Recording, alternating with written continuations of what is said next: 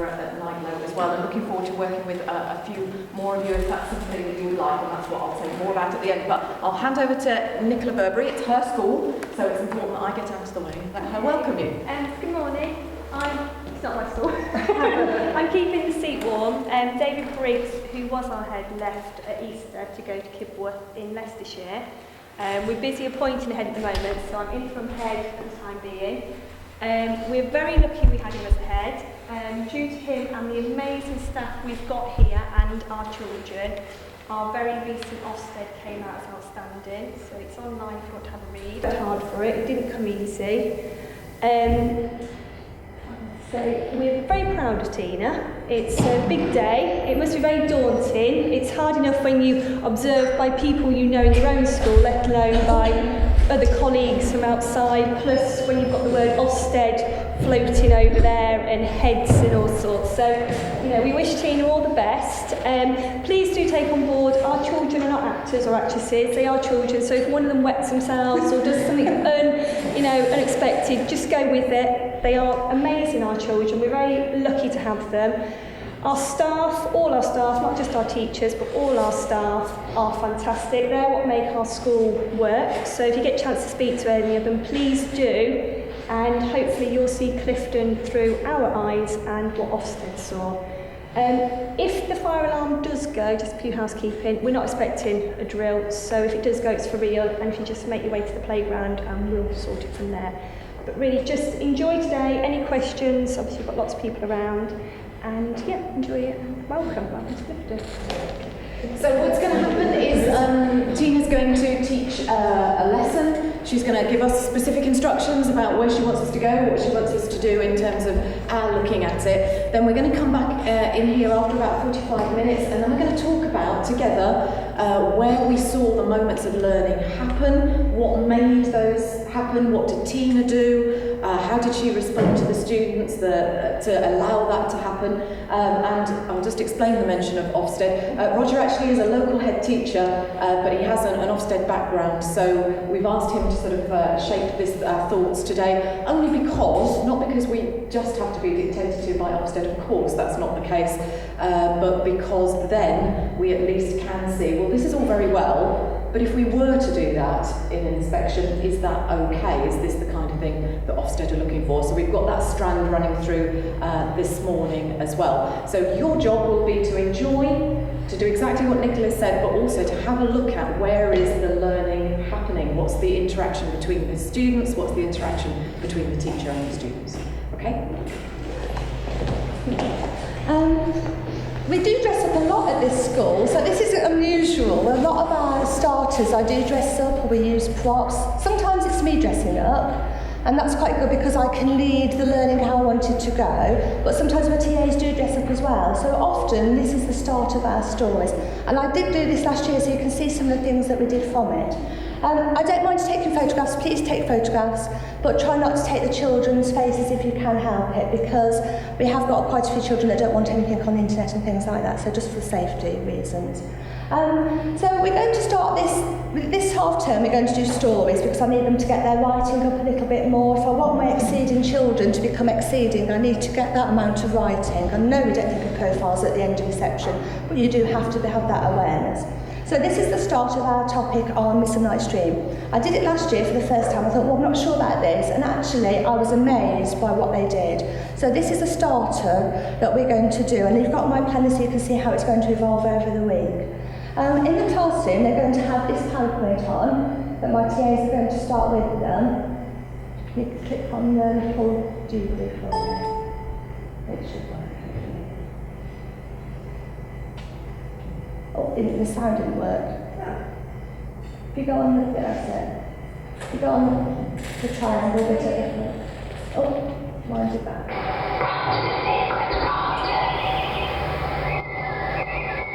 So we're going to have that.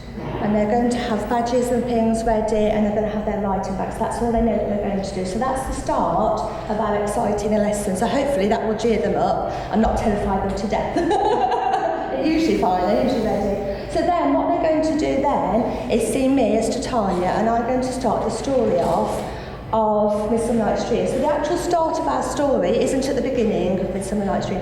We're actually going to start from the love potions, and we're going to go outside and do the love potions.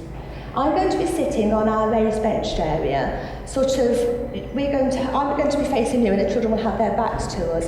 Then we've got a pond. We don't want you to sit in the pond, but we have got a little bit around the outside. So if you could stand there for me. One thing is the children will have their backs to you, so hopefully they'll forget about you being there.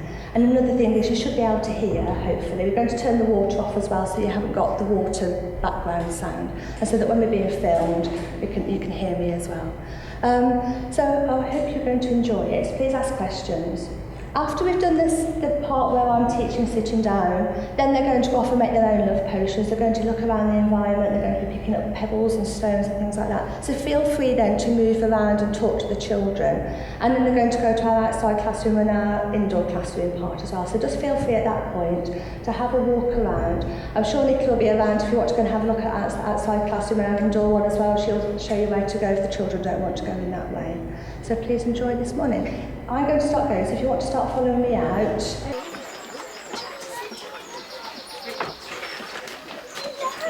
you like to see this way round, would you like to turn around and look at this way? Would you like to turn around? Hello everybody. Would you like to come round? I don't think I've met all of you before, have I? Come and sit round. Would you like to sit? Come and sit close. Lovely. You know what we want to be.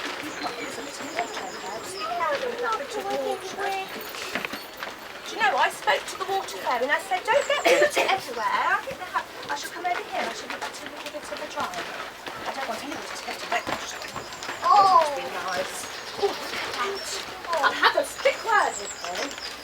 Oh, goodness me. Hello, everybody. You're going to say hello. Want to move over? Would you like to move round? Would you like to move round? Would you like to move round? Lovely. Come and squish up. Right. Oh, I think I need to do some magic. Would you like to come a bit closer? If there's a space. Don't get too squashy though. I think I need to do some magic because there's a lot of you and I don't know all your names, do I? Let me close my eyes and do a bit of magic. Oh. Is your name Amelia? I know it. Is your name Max? Is your name George? I know your name. You don't know my name, do you? Can you see me? Oh no, I'm not Mrs. Rafael. She sounds a very nice lady though. My name's Titania. Can you say my name? And I'm the Queen of the Fairies. Usually you can't see me, but I made myself visible today so you could see me. Behind us, a lot of my fairies came and they wanted to dress up like teachers and head teachers. I don't know why. They just wanted to come as well, so you don't mind them being there, do you? They're going to be very good. Now, did you hear my message in your classroom? I've got a problem. Because, do you know, last year, my King Oberon, my husband, pulled a trick on me. He made a love potion and made me fall in love with somebody. I'm not going to tell you who it is. You'll find out later on. But this year, I thought I'm going to go do a trick on him. But I can't find out what the love potion is. I don't know what it is. Do you think you could help me? Could you?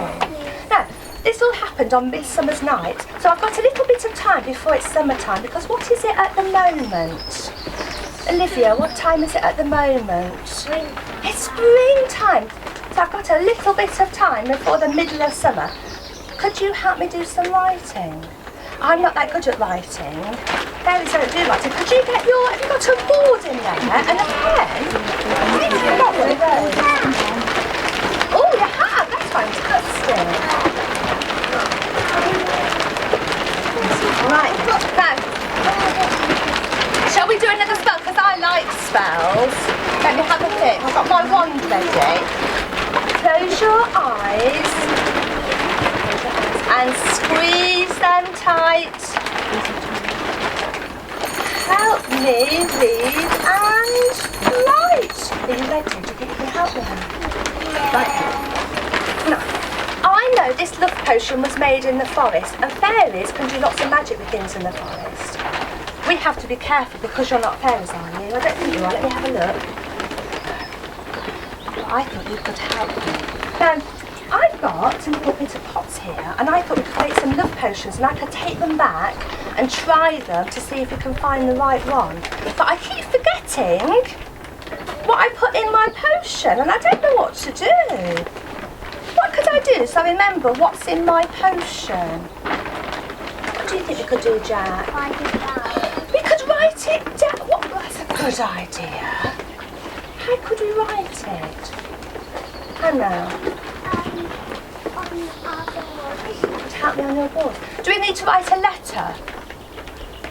Oh, I don't know. Or a story? No. How could I write it so I remember what I put in? What's it called? Got to talk to your friends. What's it called when we write things down to remember? Do you know what it is? I know the But I can't write a letter, do I? I don't want to write a story.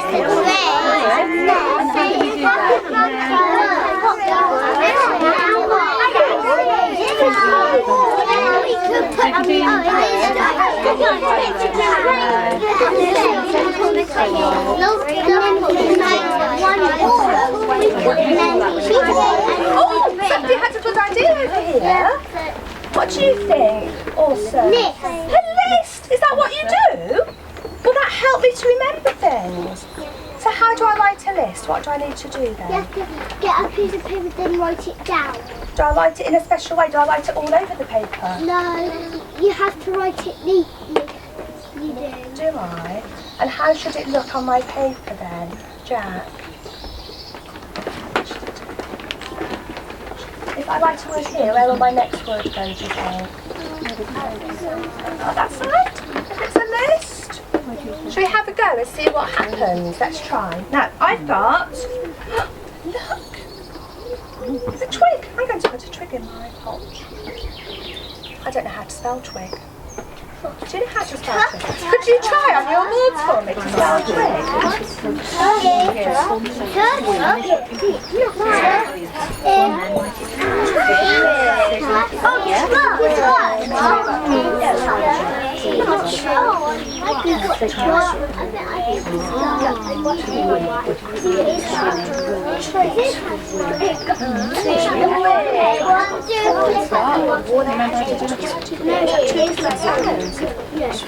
Sounds like something happening. Oh, it sounds a bit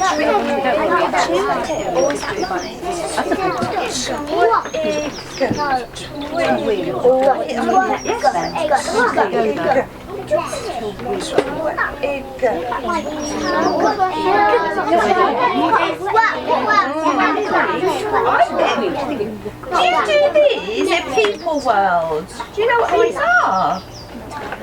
Do you know what they are? I think I can hear 4 phonemes. Twig, twig. That's tricky, that's adjacent consonants. I think they're tricky. They're tricky in Fairyland. Are they tricky here too? Shall we see if we can hear what we've got then? Who thinks they know what the first letter's going to be? Jack? Well, do you know what the name is of that letter? Good boy. What's the next one going to be? Oliver. Do you know what the name of what is? Who knows what the name of what is? What's the name of W. W. T, W, what? What's next, William? I, good boy. And what's the last one going to be? Max.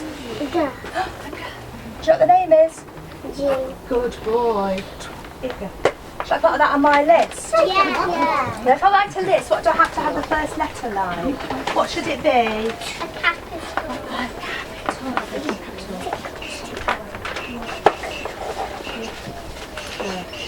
T-W-I-G. Well done, thank you so much. Do you know what? I think I might put 2 in there. I've got 2 twigs, so I put 2 in. Yeah. Can I make my twig say more than 1 twig? Twigs. Twigs. What do I need then?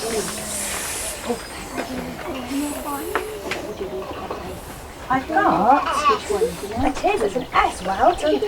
I've got this as well, look. A leaf. That's a hard word, Julie. Can you spell the leaf? Write it down then. I think you might need to start underneath. Do you think there's enough room there?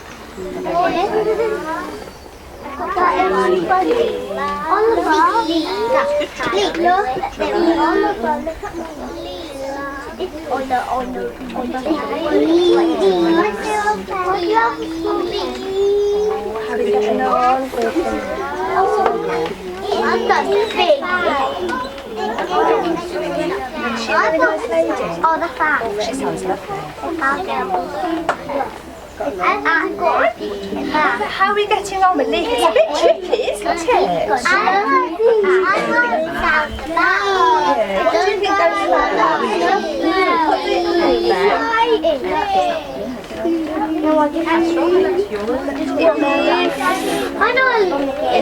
that middle bit's a bit tricky, isn't it?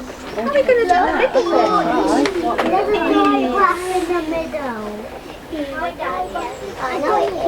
Oh, I can see some really good ideas. Right, are we ready then? Let me have a look.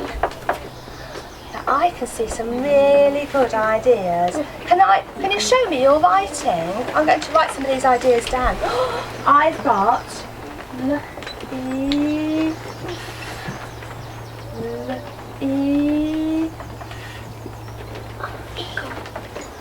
I've got this one.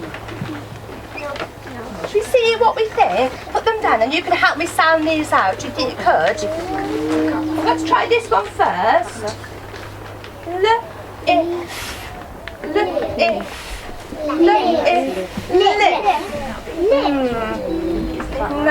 I think it's the middle bit that's a bit tricky, isn't it? So I don't think it's that one. Have a look at this one. Well, it could be that one. It could be that one. We're going to put a dot by that one. It could be that one. Now, which one is it going to be? Which one do you think? Do you think it's going to be the... Put your hands up if you think the top one. Put your hands down. Who thinks the bottom one? Shall I tell you which one it is? Do you know, sometimes, I don't know if your teacher tells you this, you have to look at a word and think, I know it's that one. This time it's this spelling here. We don't want that one. We do use double E for the E sound, but we need E. So I'm going to write that on my list. Now, where do I write it? At the bottom? Top, no. At the top? Yeah. Oh, some people say no. Put your hand up if you think no. Maisie, where shall we write my next word? At the middle? Here? Or underneath? Shall I put it there?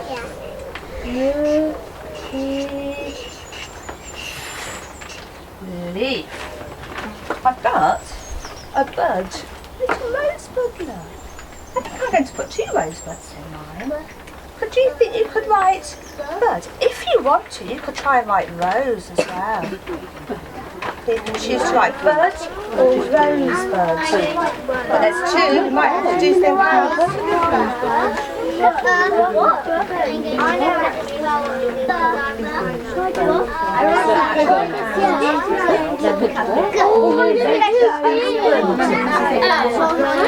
Nearly, Alice.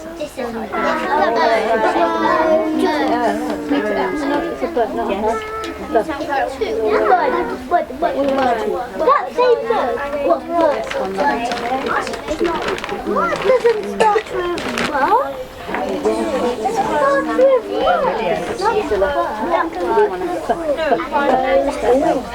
What's your last letter? Make sure it's make something like that. Snowflakes on that one.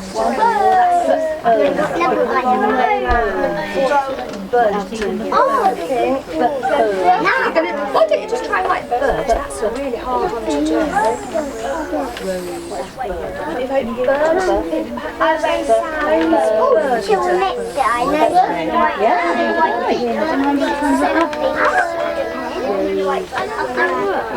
Right then. How are we going to? Are you ready? I'm going to write birds. I found something tricky about birds. what can we hear at the beginning of Bud? Ready, steady, tell me. Bud. What's in the middle? Ready, steady, tell me. What's at the end? Ready, steady, tell me.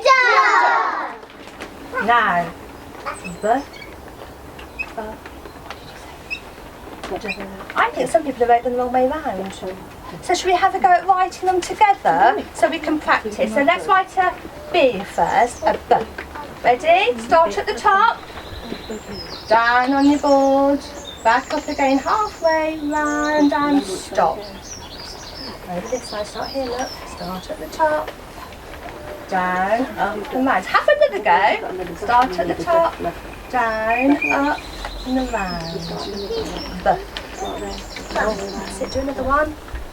Start at the top, down, up and around. Other way. Start at the top. Lovely. Have a look at your person sitting next to you and think if that looks really good. Talk about which one's the best one.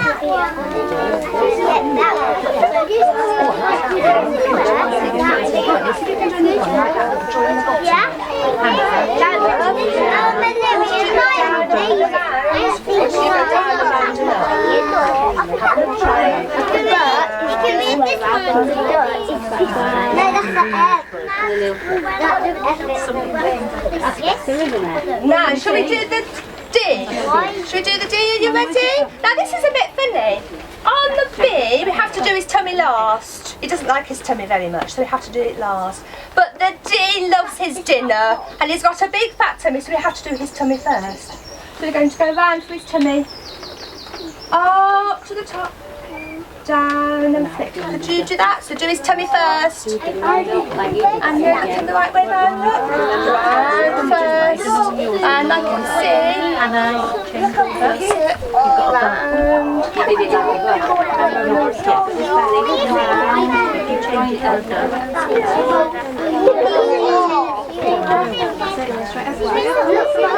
Have a look at the person sitting next to you, see if you like theirs.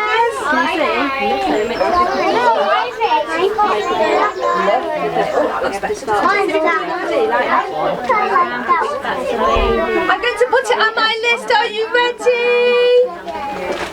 Where am I going to put it now? Maisie, where do you think I should put it? Bottom here or... Tell me when to stop. I'll move my finger. You tell me when to stop. Stop. Underneath? I'm going to do a capital because it's the start of my list. Now, I'm going to give this a little stir and see what it smells like. If you want to, I know there's some magic water over there. You could add a few drops of magic water to yours as well. That could be right, I'm not sure. Now, what I want you to do is help me make some of these. Do you think you could around the garden? Yeah. The fairies over there can help you too. They're very good. They're very helpful. But what I want you to do, after you've done your magic, can you do this for me? You're watching. Can you whisper your name into your pot so that when I take it back to fairyland, I know whose it is? Do you think you could do that? I'm going to whisper my name in. It's Tanya. Yes, is it? Okay. Now, we've got lovely clipboards over there with magic leaves on for you to write on. And I've bought you some fairy pencils too. So what I'd like you to do now, could you rub out your writing on your whiteboard? You need to use your hand,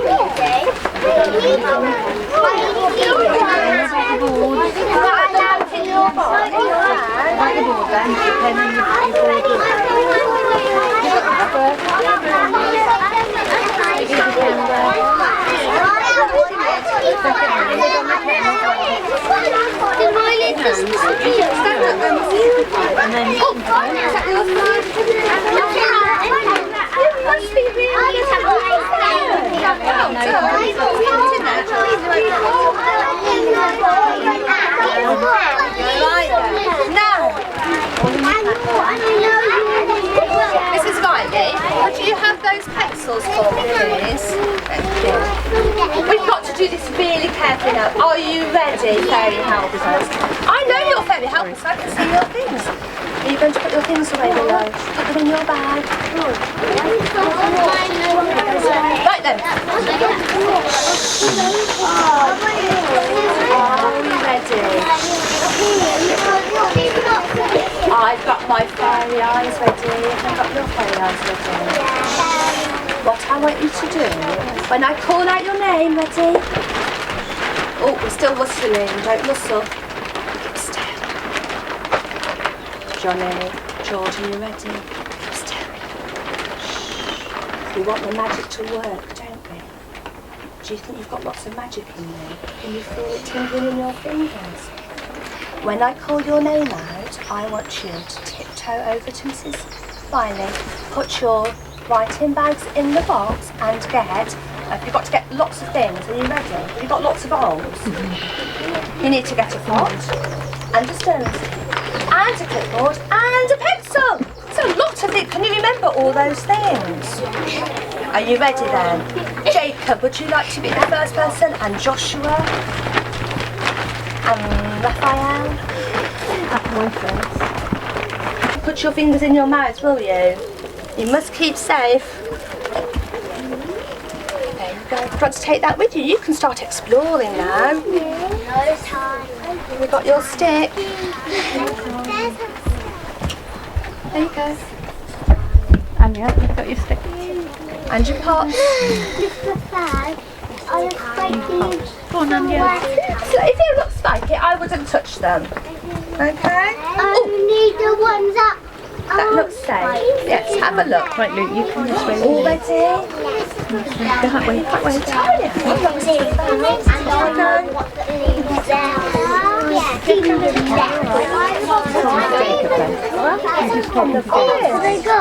You need a pot and a stirrer. It's really misprepared.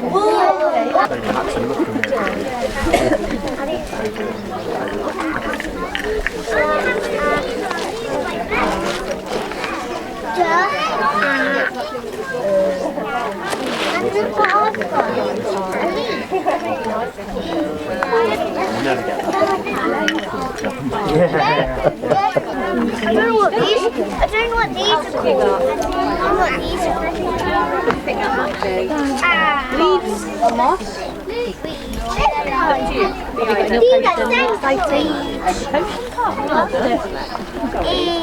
We don't do somewhere. Come on, then let's go to somebody else. Let's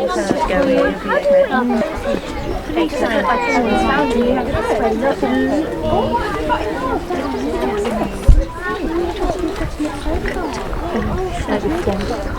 No, it's obviously from a stick or it's from a bit of a tree, yeah. It's a bit of bark. Do you want to go and find something else to pop? I can have a go. Do you need little one? It's over there.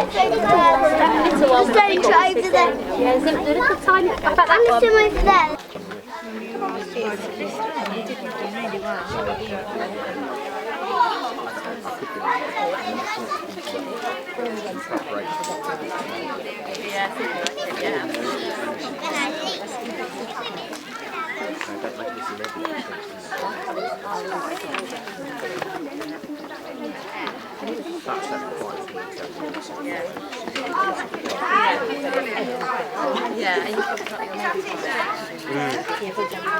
Maybe. Boys, are you missing a letter out of that word? Do you remember how to spell it? Is that right? I think there's another letter missing in the middle. Kind of flower it is. Leaf, though, is that how you spell leaf? Look what you've written. Le-e-f. That says left, doesn't it?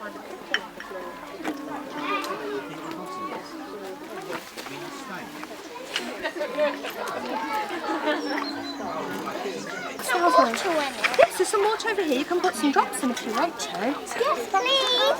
Yes. All my stuff.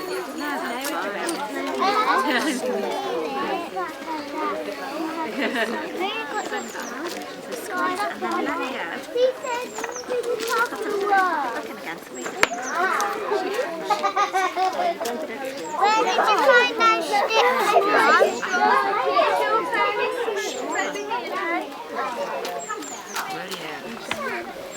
put more in. Ella, after you, can I have that?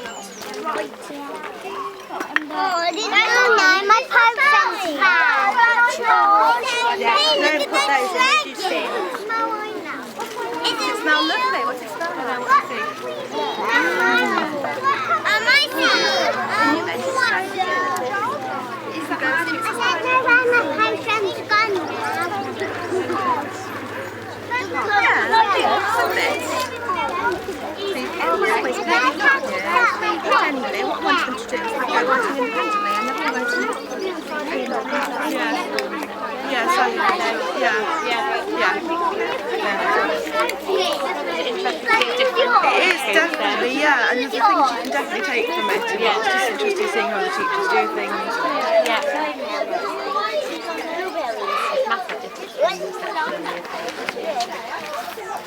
I got lots of lavender in mine. Hey, Oliver. Look, I found a small thing in nettle. Yeah, definitely. Hey, right, here. Look how many. Yeah. I've got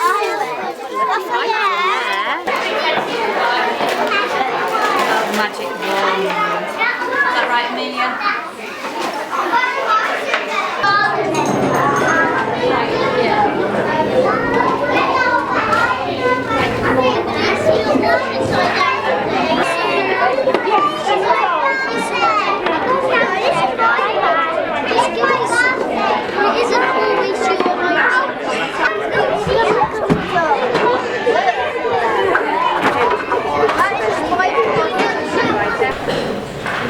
Standing here talking with my cup, but that's okay.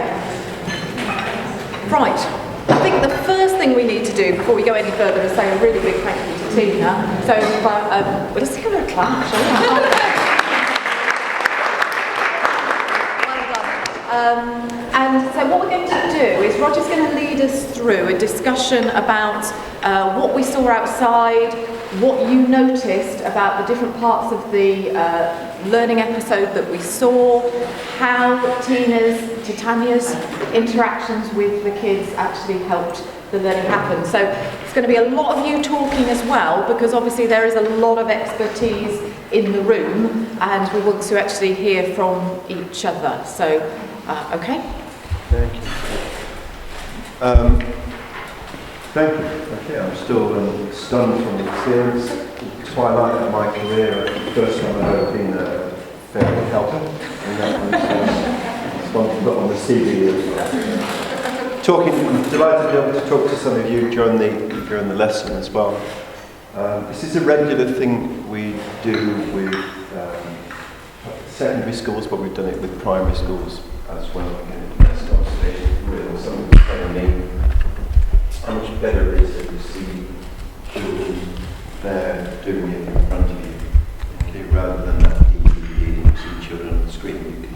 You can see the real thing, and you can pick up so much more. And the best thing ever then is that we have the opportunity, and you have the opportunity to talk to each other about what we saw and what we did. Okay, it makes us, as far as I'm concerned, reflective practitioners.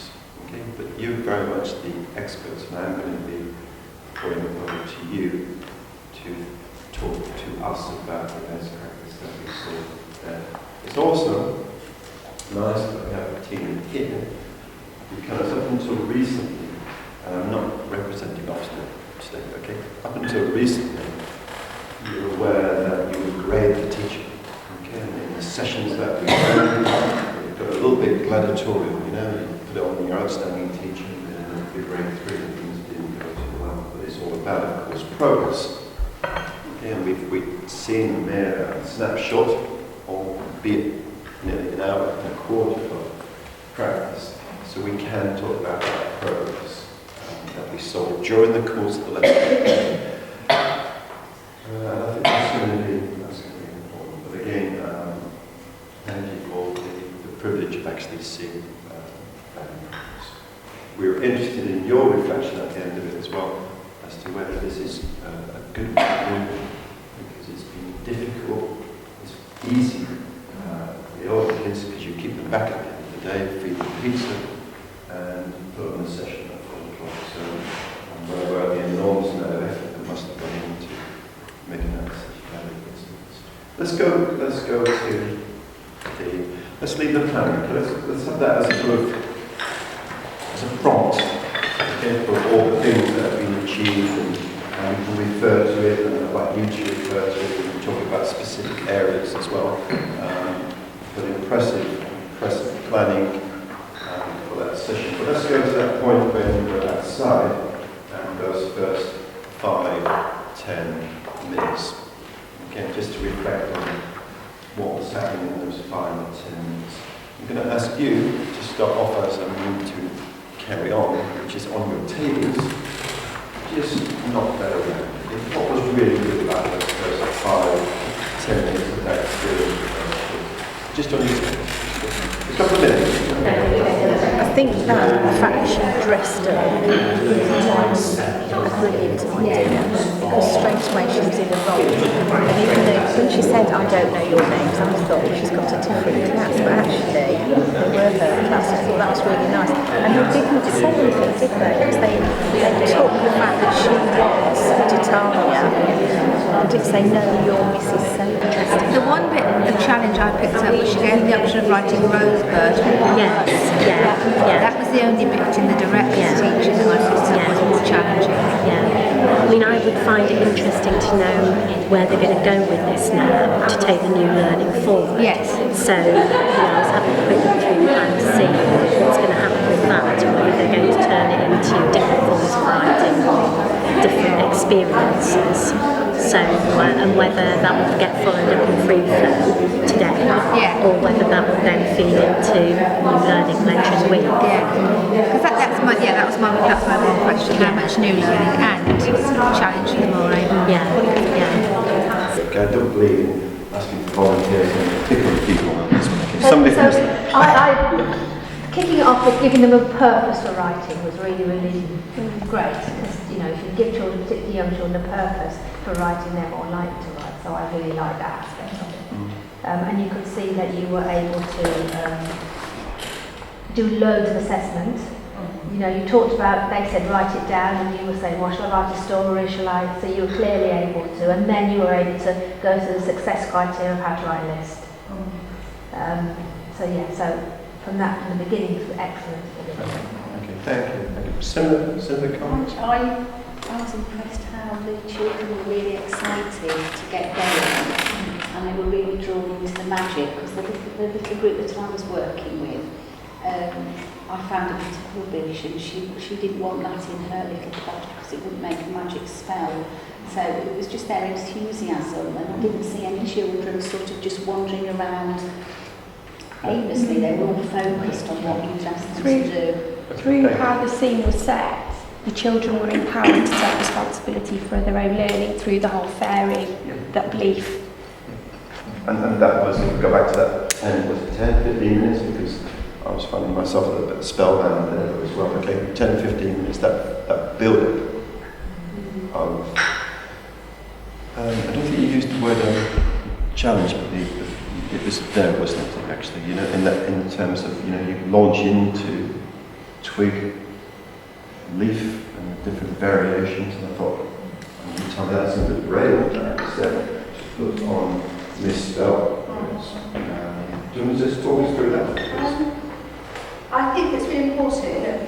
As my class are now about to start phase 4 of their phonics, but throughout, because children want to spell lots of different words, I've always looked at this sort of split vowel diagrams as well. I don't expect them to remember a split vowel diagram, but it's something that we do talk about all the time. And a lot of the time, we do spell all the different ways of doing a word so that they can try and take that photograph of what a good word is. And so I was really pleased when some of the children did write double E. I said, yay, they remembered that diagram.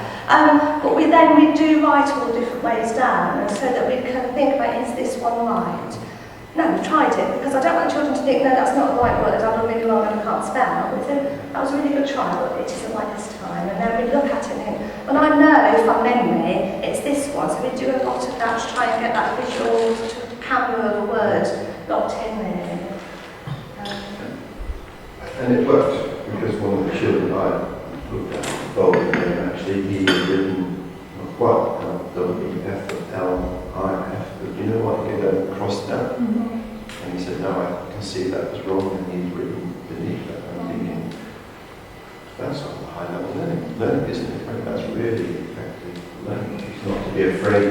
You seem to be making a mistake and learning from those mistakes. Okay, what about, I said, what did you, from that first 15 minutes, let's go at phase to learning. What did you think of that? I think we had some discussions along the lines of how the scene was set. It was so purposeful from first second. The children were in the moment. They were fairy helpers, and they had all their badges. The resources were all ready to go. Everything was in place for their questioning was fantastic. You didn't ever give them anything. You really teased it out from them, and that gave you the opportunity to assess their prior learning, maybe the previous day of the turn. I'm picking things like the word but. Some people reverse the letter, so you pick that up as a gap in the level, or even something you needed to address, and went through the explanation with them. So it's just every stage of picking those things up and questioning. So again, we touched there about the quality of the question as well, which was sophisticated, wasn't it? It was the one child I recognised who couldn't answer that. It wasn't embarrassing that child, but you just switched, and then, if I'm correct, you actually came back to him a little bit. Much the same? Yeah, I think that we know as well the level, it's been mentioned, the level of engagement children came in ready to learn. Behaviour instantly is something that there's something obviously you've got a really good handle on. So there's no time wasted at all. Secondly, it wasn't able to talk about what the expectations were, it's just known. So straight away, bang, learning took place from an aim, quite fascinating. Do you want to say a little bit about how you have got that with them? How you've worked on that from the very moment that they come in? Yes, well, we do get, let's say 2/3 of our children come from the home group, so a lot of them do know each other. But we get about 10 or so from different settings. So the first half term especially, we do lots of building on friendships and all those social skills, because I think social skills have dipped a little bit when they come in now. The ability to share and to compromise and to listen to somebody else's idea, I think has really started to decline over the years that I've been teaching. So the first half term we do lots of friends, about being a friend and being a special person to each other, and also about our school. And our classroom is a family. We talk about a family, that we're all there to support each other and help each other. And that's onto our learning as well. We want them to be, it's a team, that we work together, and it's not me and them, we do it together. So that's the first half term, is a lot of that, what their expectations and how we behave, and they become responsible for each other as well, so they have that goes out, and that's across the school as well. So it's something that starts off in reception, right from the beginning, just continue throughout how we cross about school really. And you could see that in action as well when you said chat to the people around you, chat to your friends, and there was a whole lot of interaction between the kids, wasn't there? And then we'll support each other's later. Ones can do it. They're very good now at not telling the other person. They will support them, so you can see them going, look on, that's right, have a look. So they do lots of that sort of supporting each other as well. Because we do get some that sort of go, I can do it and you can't, or quite quickly we say, well, that's not very nice really. That's not how we help each other. And I model mistakes quite a lot so that they can see how I do it, and my TAs will help me as I don't think I'm doing that right. I'm a bit worried about things, I'm not too sure today. So sometimes I have had the children come out and write for me because I said I'm a bit nervous today, I don't know how to do this, and they've actually been the scribes for us as well. So it's that responsibility of everybody in the classroom really. And you know what, we get the on an area of YouTube that you have access to. But one of the things we're doing there, which reflects what you've just been saying, is beginning to put up examples, for example, of children's work, or the learning goals, or just to give a taste of what happened before, because we know for certain that that experience that children have today is not a unique experience. You just don't do that with reception age or 15-year-olds to turn it on like that because you've got 20 or other adults behind them. But that's the normal thing that happens. And if you've got that normal procedure, classroom routine, whether it's outside classroom routine, then you know that the foundations of an environment and teaching that will make sure that the pupils make progress. You know, so that's maybe interesting to have to think about that, whether or not we can add some resources to that area of YouTube, just to be able to make the whole learning experience and take away from that. And what I'll do is I'll put some of the work on from this session, I'll put some sort of up to higher, and I'll put some of the consecutive work that we're going to do over the next 2 weeks as well, so that you can see how it's moved on as well. Would you find that valuable? Mm-hmm. Okay, so I'm just saying, I'm great work. I'll be able to go away at the end of this and leave you to do that as well. Just because we've covered so much about that, and in that 10 or 15 minutes when we're looking at the children's social, personal emotional development. You certainly, almost everybody has picked up on that aspect of their development. Can we just spend a few more minutes just to look at what other bits there were telling us that those children seem to have uniformly, or were there variations that really high level of personal, social and emotional development? Just a couple of minutes of this. Thank you. What Tina wanted to say was evidence of that SLSC, was there? It wasn't there in the questioning. It didn't strike me. No, because there was no need. There was no need for it. That's the point, isn't it? And the fact that in itself reflects that it was all there. There was nobody squabbled. When it came to turn, we have learning partners at our school that are defined. But they said just turn the person next to you and talk to them. Everybody seemed very inclusive. Yeah, and that really is, that's why it's high level, isn't it? Because there was no need to ask it anybody. And also when they walked around the garden, I didn't hear, I was a bit dominated by Johnny, but I didn't hear any squabble. Pull that together. So, just a lot of things struck me about that one, but that aspect of personal, emotional, social development in particular. What did you observe? I think they were quite confident. They They were were very really confident to have a go, Yeah. even if they weren't sure. I was working with one little girl that obviously her spelling was, I don't think she's got phase 3, but she really was giving it a go, and then one of the other little girls helped her. And she accepted it. So I thought that the confidence, she hadn't got anybody that wasn't writing anything down, whereas at the beginning of the year you get some children that won't put pencil to paper. Yeah, we do get a lot of children that don't know what writing is, and I think that's getting greater as well. We just talked about this before we started, because they don't see people write anymore. They use their phones, they text, but they don't actually see people with pen and paper. And so the amount of children that I get in reception now that don't know what writing is, it's quite scary actually. That's one of the things I'm going to do is put some of the writing that when they came in, the first piece that they did independently, and what's happened now, so you can see that difference. But now they are more confident to make or write at the different levels. So you then talk about the pupil-to-pupil relationship and support seem to be very strong. Well, Isla, a little girl called Isla, was helping the little girl. She'd noticed she'd done the LIF, and she said, "You haven't spelt it right," and she pointed to hers, because I'd helped her, and she crossed it out for her, and then she had a go. But she didn't bat an eyelid. She was quite happy to accept, and then sort of said thank you and moved on. So they're very accepting of each other.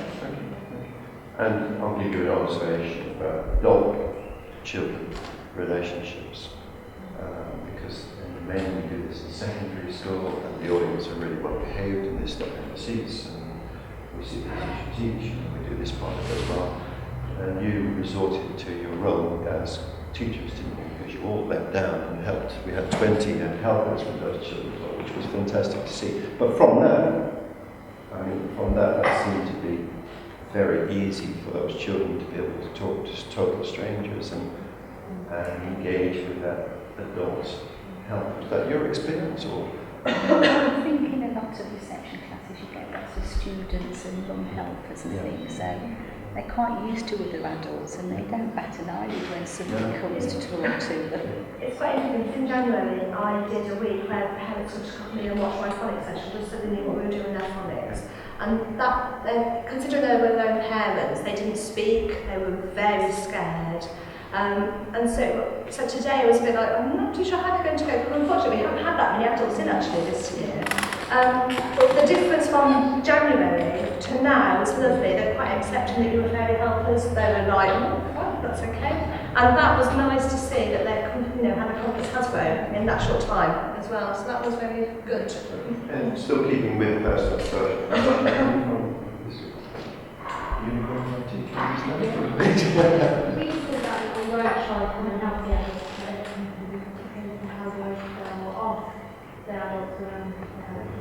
They did not. They weren't tried to, did you? They did. Okay.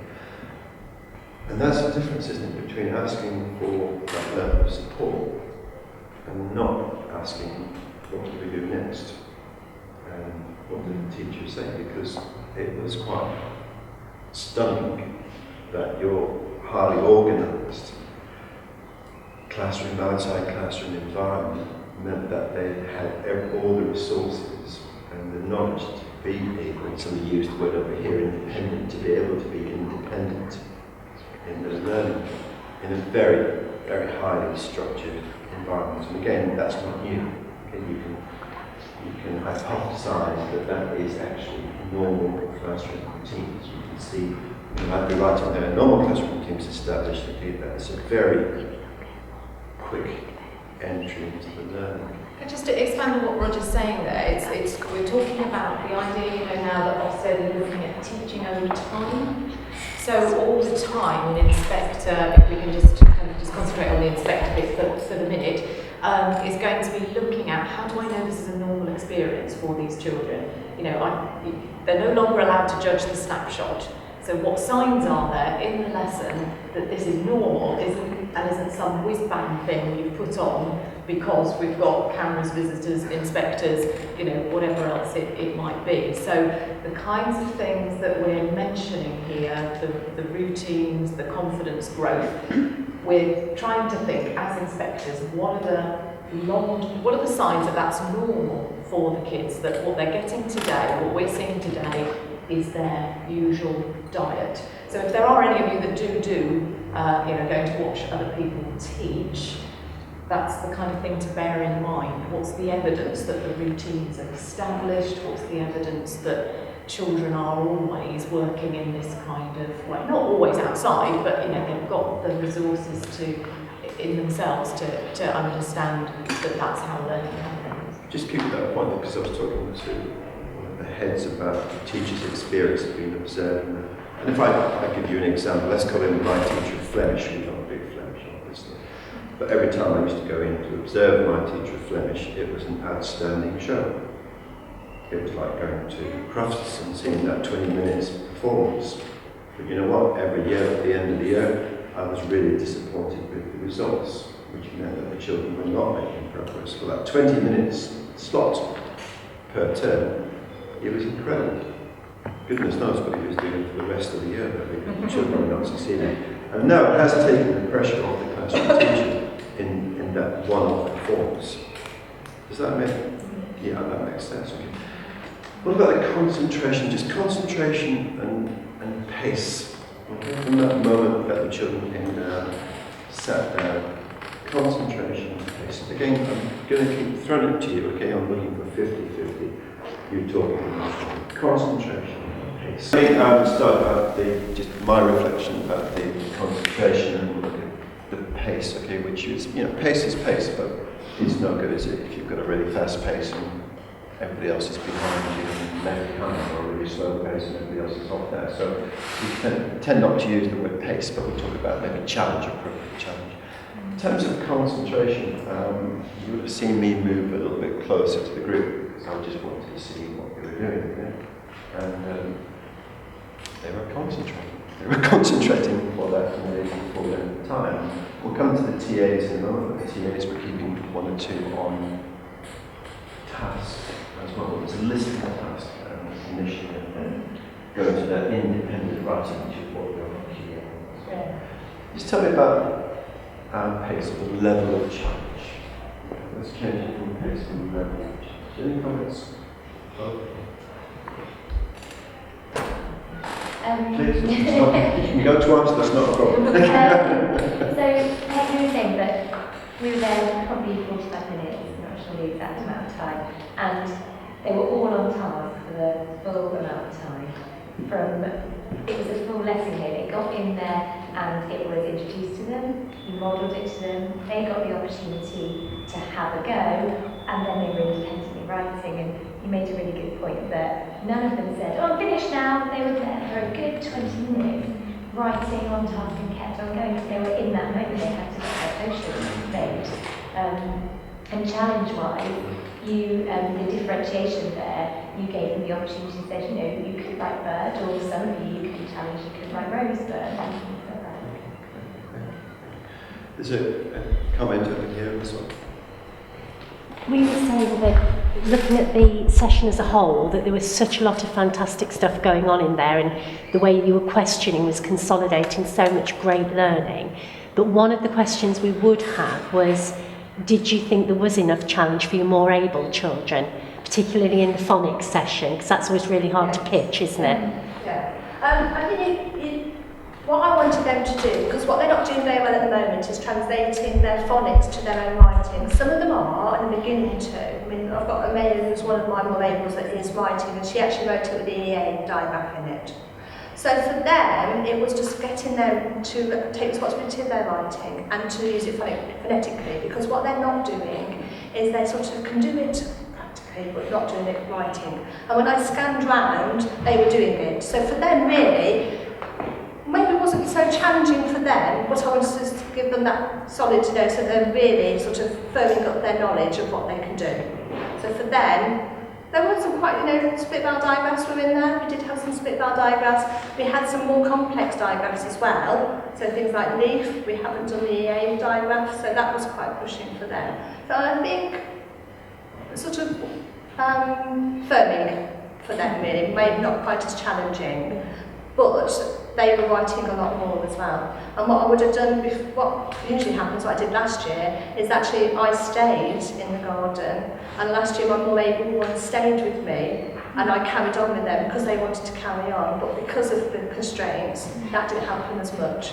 And I think it would be really interesting, I was having a look at the planning, to see, because you contextualised it really well, to see how those more able children are going to use what happened this morning to stimulate their ideas and write more length. So when what we're going to go on to by, I think it's Thursday I put it down, is that they're going to start doing alliteration and things like that. But what I want them to do, they're going to go into more poetry as well. So we're looking at, going to get them to do sort of doublet lines and things like that. So they're going to extend it slightly different in that. But it's just depending on what happens tomorrow and the next day, how that happens. But I will put their work on so you can see what happens with those ones. So, just reflecting, I'm just trying to imagine writing this up. Actually, what you're actually doing is taking on board the level of progress of all the children, and actually you're already adjusting plans to reflect how the children have made progress today. So, again, what we're doing here is hypothesising what went before. We talked about routine. We're hypothesising how effective is it going to be tomorrow, especially the classroom teachers. Tomorrow, maybe it wasn't as much challenge at that top end, but last year we did it this way, and tomorrow we may. And I did change it absolutely yesterday. If you look at the planning of the overview, it is slightly different than it was that I've written down, because yesterday their handwriting wasn't so good and things like that. So this time I was actually going to get my TA to scribe for me, but after I did my lesson yesterday, I thought, no, I'm going to have more control of this, and I'm going to be the one that's going to be writing, because that BD, they're mixing up all the time, so I put that in my classroom, and that's something I knew would pull out.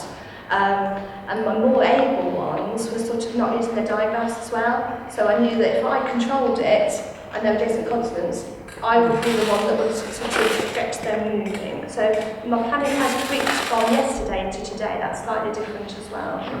Did anybody come across some less able children once struggling in that phase in the garden, and the relationship they had with the teaching assistants?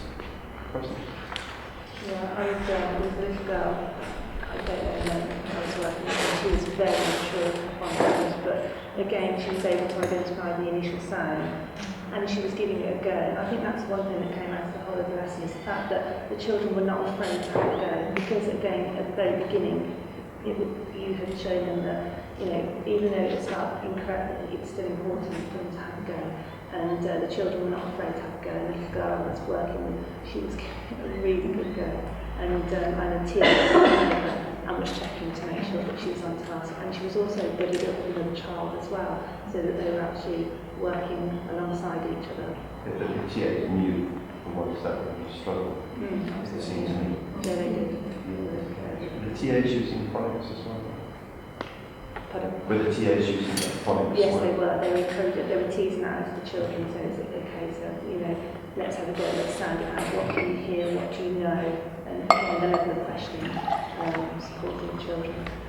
And this term I do try and do a lot more of that, our whole school, whole class writing, because they're going to be year 1 in September, and so I do start to do things like this so that they have got to try on their own, they've got to try and help each other because they're going to be in 1 soon, and the dynamics change slightly, so I do introduce a lot more that we're all going to write together, and we can help each other, so that they've got that philosophy that it's not just a small group. She's also very good at the fact that if she was unsure, she knew where to go, but she persevered herself as well, and then she was asking her friends about if she could support. So it wasn't a case of, I can't do this, I'm not going to.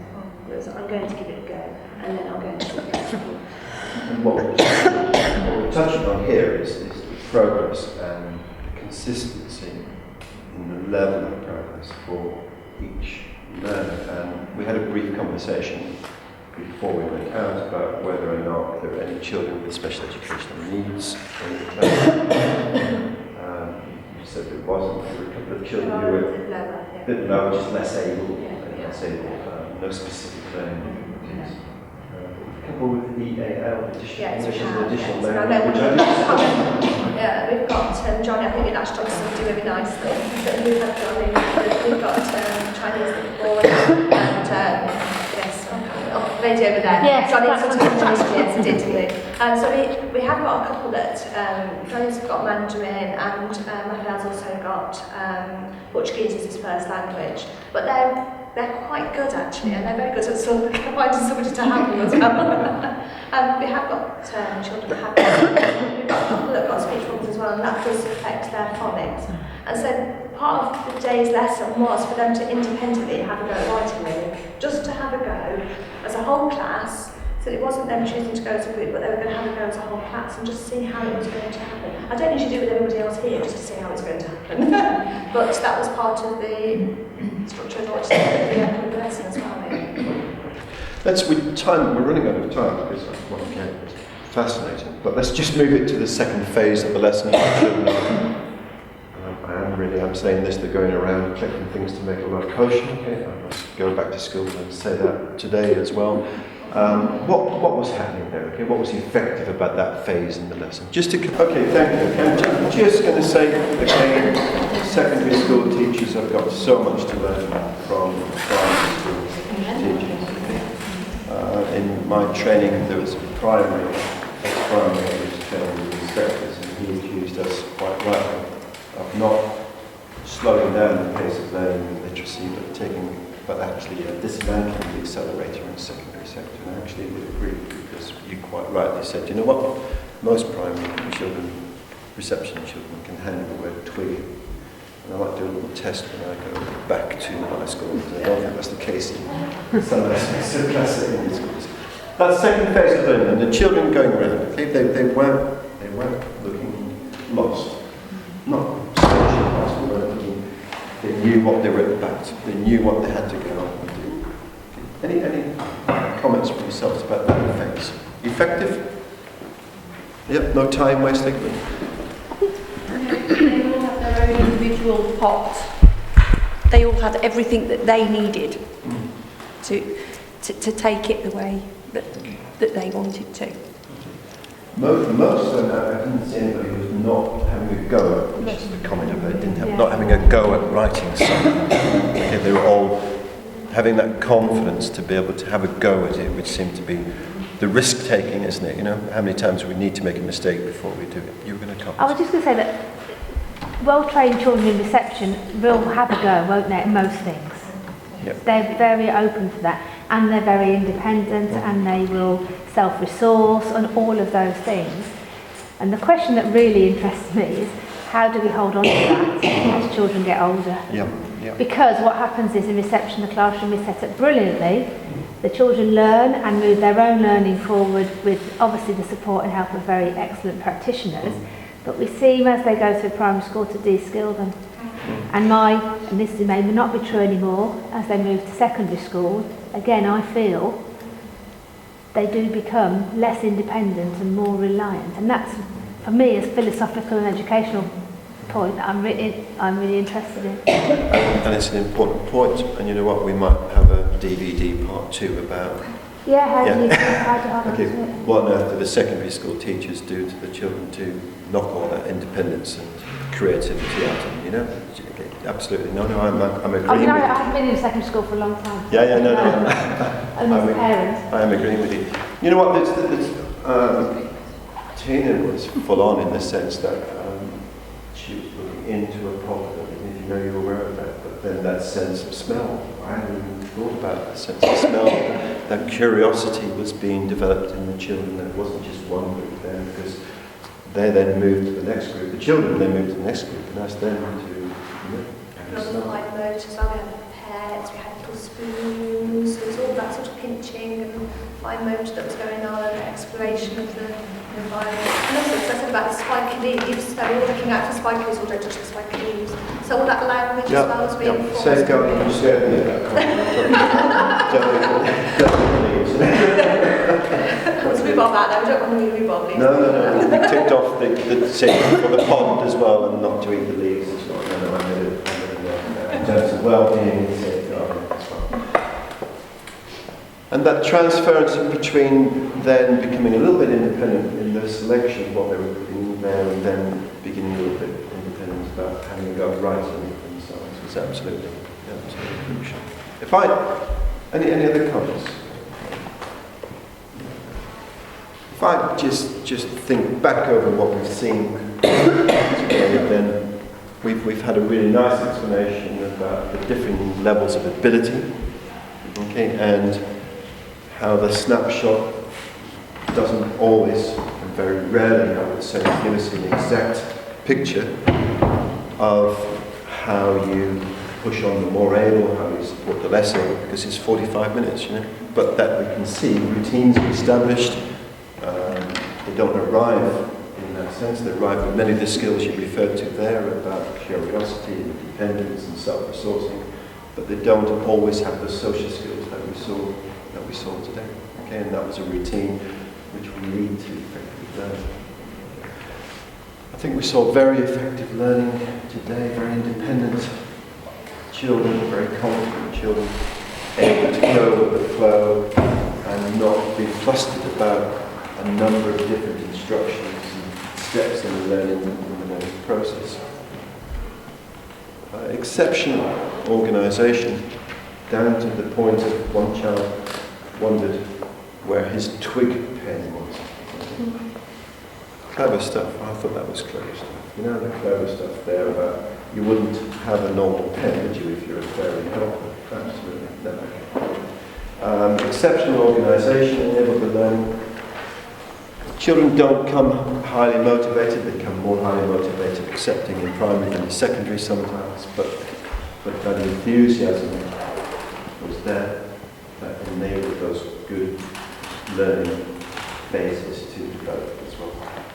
And clearly, I'm going to say, highly successful. Would you disagree? Are you comfortable with everything that I've said? Okay, Tina, we're going to just... We're looking for lots of feedback. Yes, very much so. Thank you. Let's say thank you to Tina. That would be good.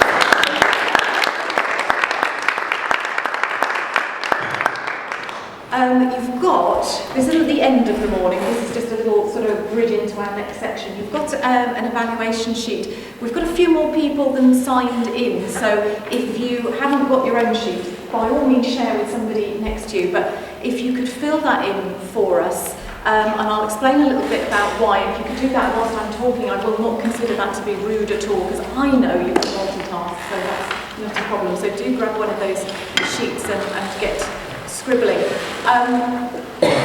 Jill's come to join me out here because what we're trying to do as a teaching school alliance is to sort of have a look at what we think will help primary schools in Warwickshire to move forward. This is our third time of doing this kind of event, which seems to be working very well. So one of the things that Jill is going to be doing in a few weeks' time is writing to the head teachers of the schools around, the ones that have come to the events and other ones. We actually could have filled this event twice over. There were a big queue of people wanting to come, but obviously Tina couldn't have 60 people standing around because that would have just been a little bit silly. We think this is the kind of thing that you are interested in doing. So we would like to propose, and like I say, Jill's going to be writing about that too, that perhaps we form a little cooperative, and maybe, you know, each school puts, I don't know, £50 a year into a central pot, that we do one of these events per half term, and so the £50 would go to, you know, pay for the refreshments, and if we were having it video, because obviously that costs to do that, and the resources that you get printed as well, and obviously, you know, somebody would just hold that on schools' behalves, and quite simply, you as a school might say, actually I've got a teacher who might give that a go, and so you would host the next one, and we'd just say, okay, we just need 6 schools volunteering to host, and then the rest of us will all troop along and have a little look. So that's kind of in the atmosphere. So if you've enjoyed today, and I really hope that you have, and you are ahead, could you just keep an eye out for that letter, and just have a think about whether that's something that would be useful for your school staff. I mean, obviously if we're all putting £50 in, we won't charge for the events, of course, because we'd be doing it as a cooperative together.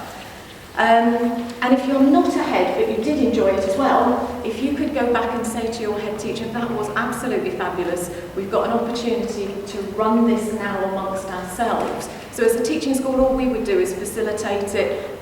Chris has organised a lot of today, and some of you know Chris from previous primary coordination days. So we will just, you know, like I say, coordinate it and sort of make sure that things happen of this nature. Do I need to say anything more about that, Jill, or is that No, I okay? think you've covered it well. And then we did actually get heads together, about 6 months ago, to sort of say, what kind of CPD would you like? We touched on teaching assistants this morning, and that was one of the things that the heads said they would find useful. So Jill is putting together an event for teachers and teaching assistants. So whilst you're all here, I thought it'd be a good idea just to have a chat about that. So what we're aiming for, given some of the comments that were made when we got together as heads and deputies, is a day, and it's going to be the 25th of June, which is a Thursday, and the morning will be for teachers and the afternoon will be for teaching assistants. But if you feel you've got teachers and teaching assistants that can have very honest conversations with each other, by all means send them along together. But really the morning session is all about teachers working with their TAs to get the best from them, so that they are working, as we saw this morning with Tina, as a real partnership, and that teachers know how to deploy their TAs most successfully. And the afternoon session is working with the teaching assistants to really empower them and give them ideas about how they take responsibility for their own professionalism and their own impact in the classroom. Because obviously we're in that climate where it's all about the impact that people have. And if there are teaching assistants who aren't contributing fully to the learning, then that's going to show a mile away. And so we really want to try and work to get that working better as a partnership, and I think we're calling it Better Together, so that they're working as a partnership. We had a bit of a panic when we thought it might have been an election statement from one of the parties, but it was actually the Scottish referendum. But it is about making sure that teachers and teaching assistants are really working together for the good of the children.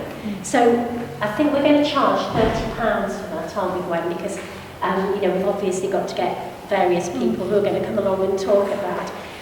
But also, as Gwen said, what we need to do is just make this pool wider of schools that we can draw on, that want to be involved and that feel that they've got something to offer. Because every school, there is going to be somebody who will be able to help somebody else. And that's what it's got to be about. It is that cooperative approach, where we're there to help one another so that we get better. Look out for that as well. It's the 25th of June, morning for the teachers, afternoon for the TAs.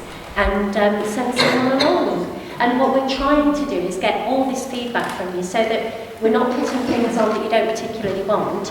If we find enough people asking for an event and we're getting enough schools saying we think we can help, then we can actually tailor that to what people want and make sure it's practitioners who are actually doing the job who are advising on how you do it to the best of your ability. Lovely. That's great. So the other thing is, if you just now it strikes you that actually I've got someone in my school who could do something on, scribble that on the form as well, drop them in it, why not?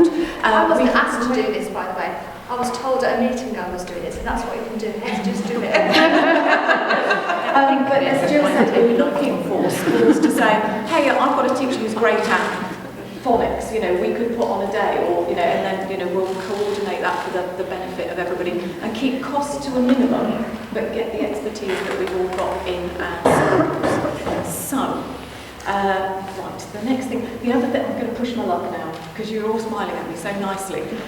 Nicola is going to organise the Year 5s to take people round, and if you leave your evaluation forms where they are, I just wonder if there are a few brave people who, as Nicola sort of scoops groups off, there are a few people who might just stand in front of one of these cameras and just say how you found it today, just for 1 minute, 30 seconds, something like that. You just might say, it was really good, I learned something, I think, just a little thing to camera.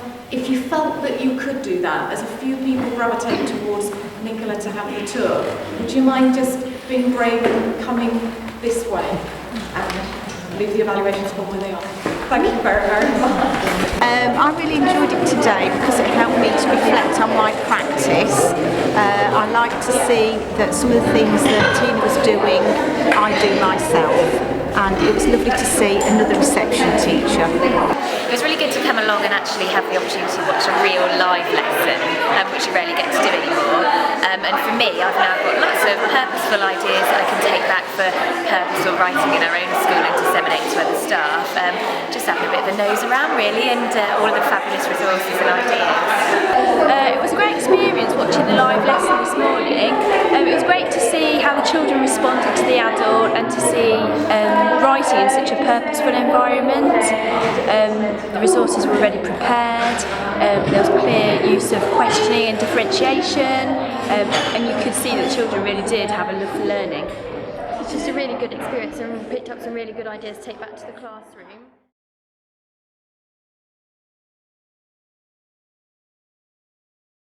Well, I think it's always a privilege to be able to see someone else's practice and see them interact with their own children. It's a pretty scary thing to do, so someone to do that with so many people watching is fantastic. It's a rare opportunity, so much better than being able to just watch a DVD of someone teach. You can actually go wherever you want to show the children. So it's a really rare opportunity and it's much appreciated. So basically just say what you thought today. Today was really useful. It was lovely to see a live lesson, sort of see how the teacher interacts with the children and have the opportunity afterwards to interact with children and see sort of where their learning is going.